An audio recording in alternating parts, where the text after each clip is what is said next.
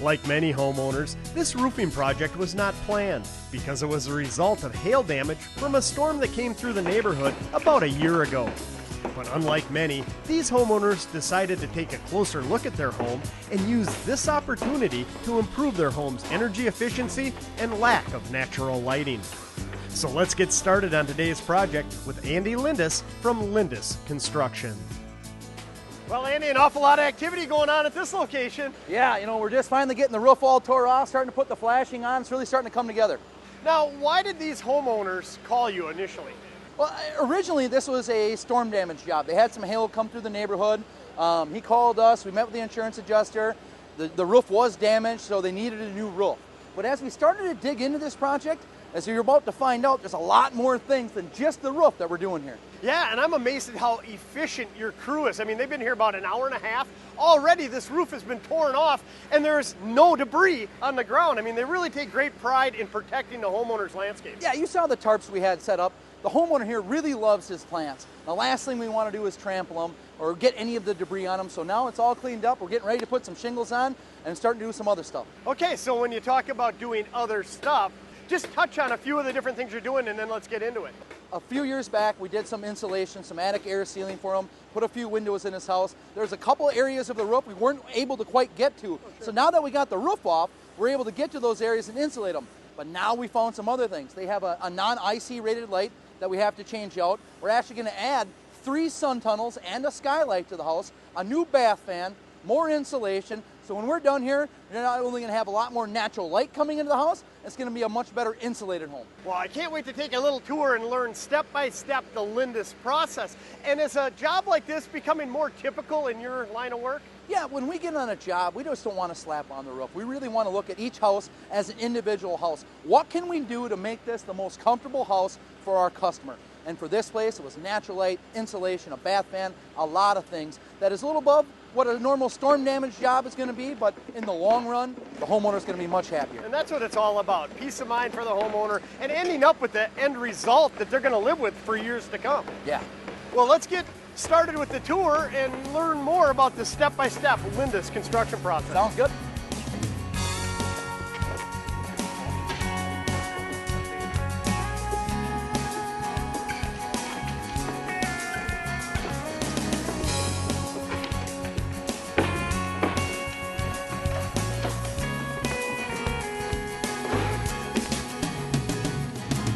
Now, Andy, down below you mentioned that there's many different facets to this project and we're going to get into each of them, but since the homeowners contacted you about hail damage, let's begin with the roof replacement process.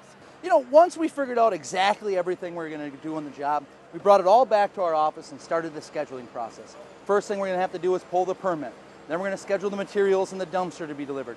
And then, like I told you, we have 5 different crews on this job site today. So coordinating those 5 crews to be here in the most efficient way possible to attack everything in one day is quite the chore. And I really hats off to the people at our office being able to schedule something like that. Now, is this pretty typical in your projects? You try to do it as quickly as possible and get all the crews out there? As fun as we're to be around, customers don't want contractors at their house for weeks on end. So the faster we can get a quality project done for them, the more happy they're going to be. Okay, so on this, we mentioned down below how they efficiently tore off all the old roof, but they did it very clean. So you had a dumpster there, they dumped it in. Once they get down to the decking, what happens next in the process? Well, if there's any type of rotten decking, we're going to want to replace it and change that out. We're going to look for places that like the old vents were. I've been in plenty of attics where people don't take the little steps like this quick plug here. They just shingle over the top of that. Say they're putting a ridge vent in. Well, you have a void in your roof deck here. They shingle over the top of that. Someday someone's going to walk up here and fall through here. So for not very much money, you put this plug in, screw it down, put ice and water over it. 1, it will never leak. 2, once the shingles are on here, it'll be a safe roof to walk on. Holy cow, so you've actually seen it several occasions where there's essentially a hole that's only covered up with shingles. Not only have I seen it that way, I've put my foot through one of those that way. Not a fun experience. Gosh, no. So you take the extra attention to detail. You have safety in mind.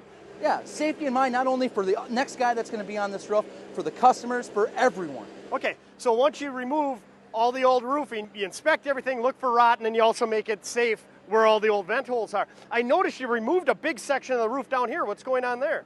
We knew that this is an area that they weren't able to originally address when we did attic insulation and spray foam before, because you couldn't get to it until you removed the roof. Now, today, we removed the roof, and if you look here, you see there's 2 different can lights? Oh, sure. That one over there, the silver one, is an IC rated can light. Right here, I don't know why they used a non-IC rated can light. I don't know if it was all they had years ago when they put that on, but we know we don't want to insulate over the top of that and cause any issues. It can short out, it can cause a fire, things like that. We're making sure the homeowner safety is peace of mind. Yeah, it delayed our project by about 45 minutes. We got to run to a store and get a new can light.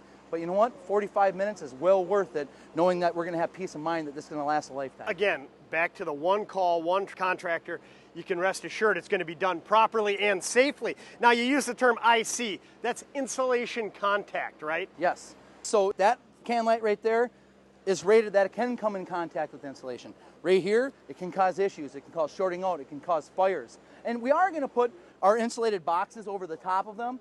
The risk is pretty minimal regardless, but for the amount of money and the amount of time it's going to take, we might as well be safe. And you notice when we got here, this, before we tore all this off, was rotten. I'm guessing if you look at these can lights here, the amount of heat that those were generating in the wintertime was causing an ice dam. So now we're going to put the boxes over the top of them, spray foam the entire thing, put the roof deck back down. Our customer will never have to worry about another ice dam here.